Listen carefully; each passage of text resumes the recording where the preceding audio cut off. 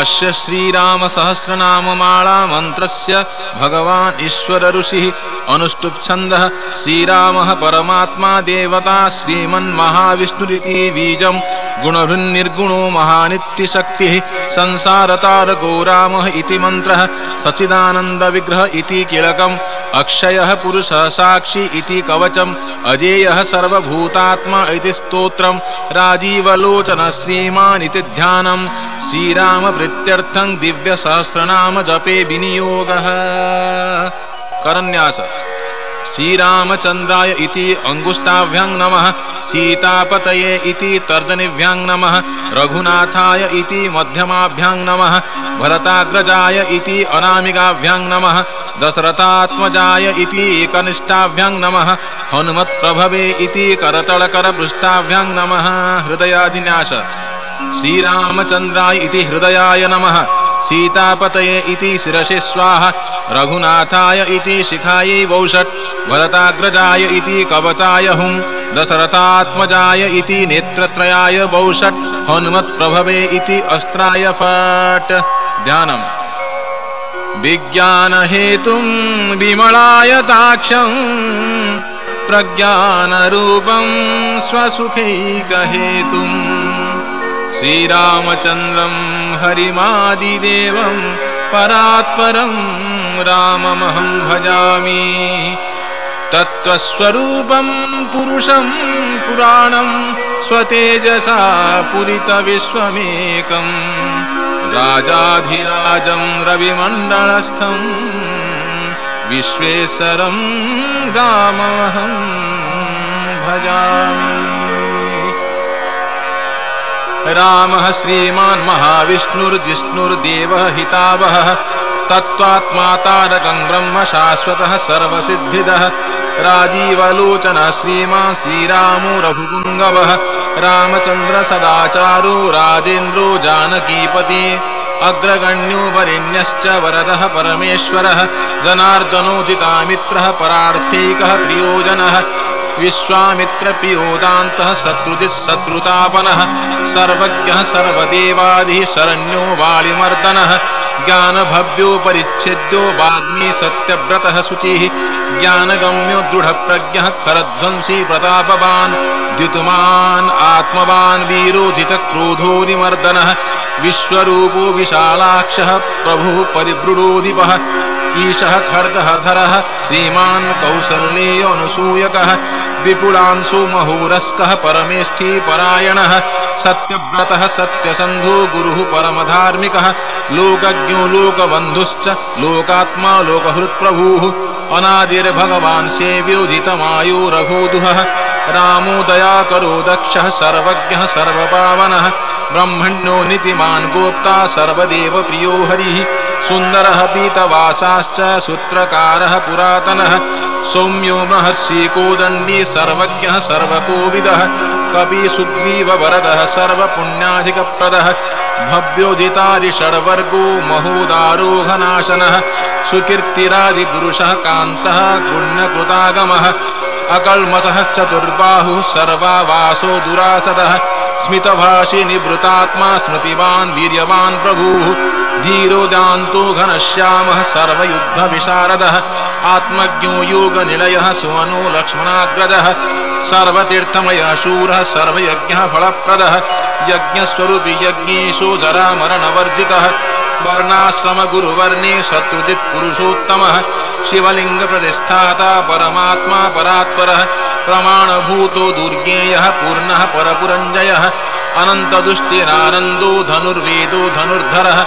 गुणाकरो गुणश्रेष्ठः सच्चिदानन्दविग्रहः अभिवाद्य महाकायो विश्वकर्मा विशारदः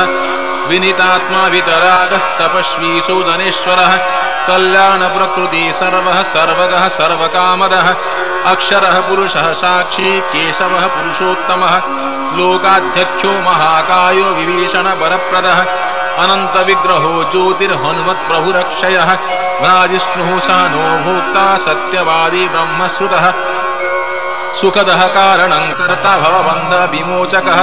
देवचूडामणिर्नेता ब्रह्मण्यो ब्रह्मवर्धनः संसारतारको रामः सर्वदुःखविमोक्ष्यतुत् विद्युत्तमो विश्वकर्ता विश्वहर्ता च विश्वधृक् नित्यो नियतकल्याणः सीताशोकविनाशनः काकुत्स्थः पुण्डरीकाक्षो विश्वामित्रभयापहः मारीचमथनो रामो विराधपदपण्डितः दुःस्वप्ननाशनो रम्यः किरीटीतिदशाधिपः महाधनुर्महाकायो भीमो भीमपराक्रमः तत्त्वस्वरूपी तत्त्वज्ञस्तत्त्ववादी सुविक्रमः भूतात्मा भूतकृत्स्वामी कालज्ञानी महापटुः अनिर्वर्णो गुणग्रामो निष्कळङ्कः कळङ्कः स्वभावभद्रः शत्रुघ्नः केशवः स्थाणुरीश्वरः भूताधिसम्भुरादित्यः स्थविष्टः शाश्वतो ध्रुवः कवचे कुण्डले चक्रे खड्गे भक्तजनप्रियः अमृत्युजन्मरहितः सर्वजित् सर्वगोचरः अनुत्तमो प्रमेयात्मा सर्वादिर्गुणसागरः समः समात्मा समगो जटामुकुटमण्डितः अजेयः सर्वभूतात्मा विश्वक्सेनो महातपाः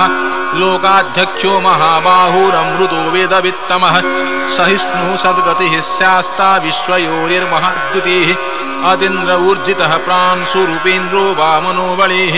धनुर्वेदो विधाता ब्रह्मा विष्णुश्च शङ्करः हंसो मरिचिर्गोविन्दो रत्नगर्भो महाद्युतिः व्यासो वाचस्पति सर्वदृक्पिता सुरमर्दनः जानकी वल्लभ पूज्य प्रकटे प्रीतिवर्धनः शम्भुवोदिन्द्रियो वेद्यो निर्देश्यो जाम्बवत्प्रभु मदनो मन्मथो व्यापी विश्वरूपो निरञ्जनः नारायणो धृणे साधुर्जटायु प्रीतिवर्धनः नैकरूपो जगन्नाथः सूरकार्यहितप्रभुः चेतक्रोधो जिताराधे प्लवङ्गाधिपराज्यतः मुकुन्दः सुभुजो नैकमायो भव्यः प्रमोदनः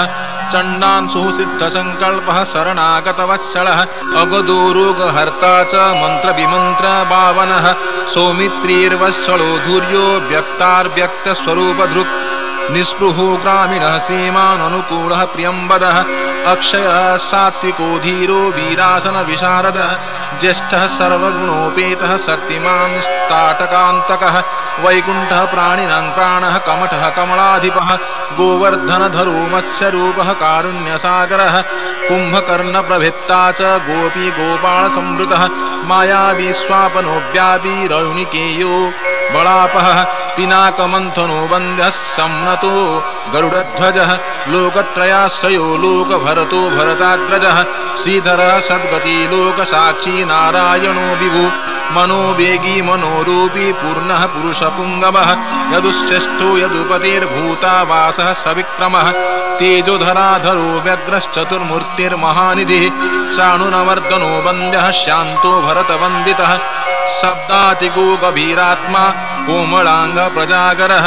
लोकगर्भः शेषसायी क्षीराभिनिलयो निलः आत्मयोनिरदीनात्मा सहस्रार्थिः सहस्रपात् पर्जन्यः कुमुदो भूतावासः कमललोचनः श्रीवत्सवक्षाः श्रीरामो विरहा लक्ष्मणाग्रजः लोकाभिरामो लोकारिमर्दनः सेवकप्रियः सनातनर्तमो मेघश्यामलो राक्षसान्तकः दिव्यायुधधरः श्रीमान् अप्रमेयो जितेन्द्रियः भूदेववन्द्यो जनकप्रियकृत्प्रपितामहः उत्तमः सात्विकः सत्यसन्धस्त्रिविक्रमः सुलभसुब्रतः सूक्ष्मः सुघोषः सुगतः सुखी दामोदरोच्युतः सार्ङ्खी वामनो मथुराधिपः देवकीनन्दन शौरिः सार्ङ्खी कैटभमर्दनः सप्ततालप्रभृत्ता च मातृवंशप्रवर्धनः कालस्वरूपी कालात्मा कालः कल्याणदः प्रभुः संवत्सरः ऋतुः पक्षो हायनो दिवसो युगः भव्यो विविक्तो निर्लोभस्तपो व्यापी निराकुलः अनादिनिधनः सर्वलोकपूज्यो निरामयः हंसो रसज्ञः सारज्ञो लोकसारो रसात्मकः सर्वदुःखादिगो विद्याराशि परमगोचरः शेषो विशेषो विगतः कल्मषो रघुपुङ्गवः वर्णश्रेष्ठो वर्णभावो वर्णी वर्णगणेश्वरः सर्वसाक्षी गुणो श्रेष्ठ देवासुरपरप्रदः देवाधिदेव देवर्षिर्देवासुर नमस्कृतः सर्वदेवमयश्चक्री सारङ्गपाणिरनुत्तमः मनोबुद्धिरहङ्कारः प्रकृतिः पुरुषोऽव्ययः न्यायो न्यायो नयी श्रीमान्नयो नगधरोधवः लक्ष्मी विश्वम्भरो भर्ता देवेशो वालिमर्दनः बाणारिमर्दनो यज्वाह्युत्तमो मुनिसेवितः देवग्रणीशिवध्यान तत्परः परमः पुरः सामगेयप्रियसूरः पुण्यकीर्ति सुलोचनः पुण्याधिकः पूर्वः पूर्णः पुरयिता रविः जटिलः कल्मषध्वान्तप्रभञ्जनविभावसुः अव्यक्तलक्षणो व्यक्तो दशास्य दीपकेशरी कलानिधिः कलारूपः कमलानन्दवर्धन जयो जरारी सम्पूर्ण सुमना भवञ्जनः अलङ्का विष्णुरचलो रोजिष्णु विक्रमोत्तमः आयुः शब्दपतिः शब्दगोचरो रञ्जनो लघुः निःशब्दः पुरुषो मायि स्थूल सूक्ष्म विलक्षणः आत्मयोनिरयोनिश्च शतजिह्वः सहस्रपात् अमृतांशुर्महागर्भो निवृतः विषयस्पृहः त्रिकालज्ञो मुनिः साक्षी विहाय सगतिः कृतिः सनातनतमस्रग्वी भीषणो जीवनाम्बरः शक्तिमान् शङ्खभृन्नाथो गदाधर रथाङ्गभृत् निरीहो निर्विकल्पश्च चिद्रूपोदितसाध्वसात् सनातनः सहस्राक्षः शतमूर्ति घनप्रभः हृत्पुण्डरीकशयनः कठिनोद्रव एव च सूर्यो गृहपति श्रीमन्नसमर्थो नर्थनासनः अधर्मशत्रुरख्योघ्नः पुरुहूतः पुरुष्टुतः ब्रह्मगर्भो बृहद्गर्भो धर्मधेनुर्धरागमः हिरण्यगर्भो ज्योतिष्मान् सुललाटः सुविक्रमः शिवपूजारतः श्रीमान् भवानी प्रियकृद्वशी नरो नारायणो रामः कपर्दी नीललोहितः रुद्रः पशुपतिस्थानो विश्वामित्रो द्विजेश्वरः मातामहो मातरिश्वादित्यञ्चो विष्टरश्रवाः अक्षेभ्यः सर्वभूतानां चण्डः सत्यपराक्रमः बालखिल्यो महाकल्पः कल्पवृक्षकलाधरः निदागस्तपनो मेघः शुक्रः परबलापहृत् कबन्धमथनो दिव्यः कम्बुग्रीवः शिवप्रियः सुखानिलः सुनिष्पन्नः सुरभिः शिशिरात्मकः असंख्यश्चातिशूरश्च प्रमाथि पापनाशकृत् वसुस्मवः हव्यवाहः प्रतप्तो विश्वभाजनः रामो नीलोत्पलश्यामो ज्ञानस्कन्धो महाद्युति पवित्रपादः पापघ्नः मणिपूरो नभोगतिः उत्तारणो दुष्कृतिः दुर्धर्षो दुस्सहो भयः अमृतांशोऽमृतवपुर्धर्मो धर्मकृपापर भर्गो विवस्वानाचार्यो योगाचार्यो दिवस्पतिः उद्भवः कीर्तिरुद्योगी वाग्मया सदसन्मयः नक्षत्रमालिराकेश स्वाधिष्ठानः षडाश्रयः चतुर्वर्गफलं वर्गी शक्तित्रयफलं निधिः निदानगर्भो निर्व्याजो नरेशो वालिमर्दनः श्रीवल्लभ शिवारम्भ शान्तभद्र समञ्जसः भूषयो भूतिकृद्भूति भूषणो भूतिवाहनः अकायो भुक्तकाकुत्स्थः कालज्ञानी महापटुः परार्थवृत्त्यन्तराळो विविक्तः श्रुतिसागरः स्वभावभद्रो मध्यस्थः संसारभयनाशनः वेद्यो बोध्यो वियद्गोप्ता सप्तावरमुनीश्वरः सुरेन्द्रः कारणं कर्मकरः कर्मी ह्यधोख्यजः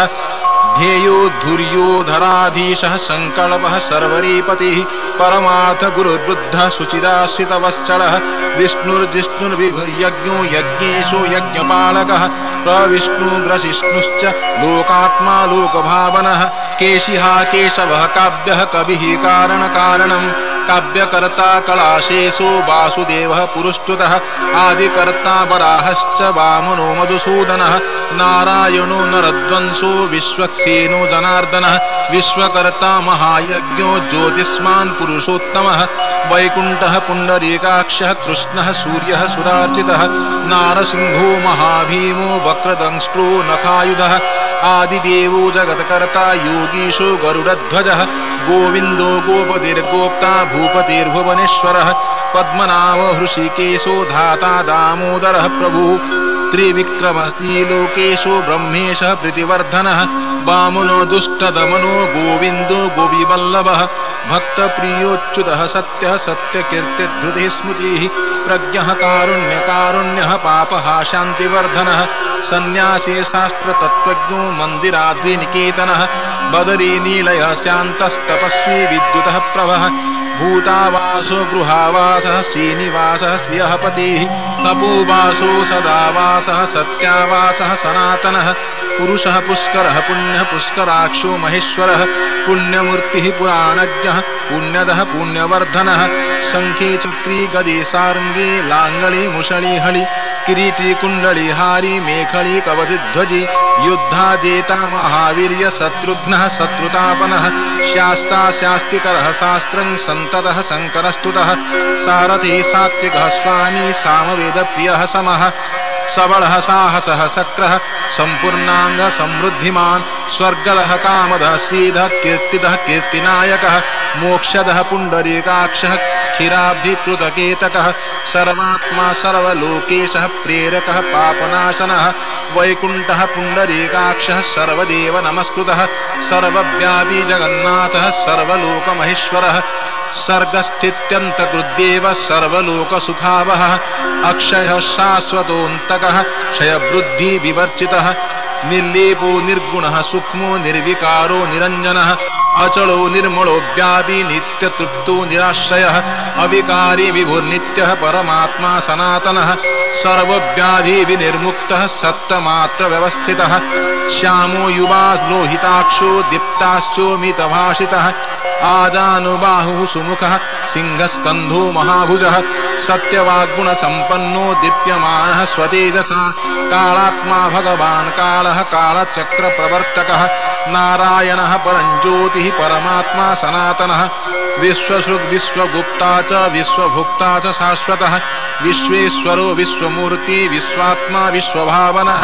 सर्वभूतसुहृशान्तः सर्वगुणानुकम्पनः सर्वेश्वरेश्वरः सर्वः सर्वस्वाश्रितवत्सलः सर्वगः सर्वभूतेशः सर्वभूताश्रयः स्थितः अभ्यन्तरस्य नभसो द्रष्टा नारायणः परः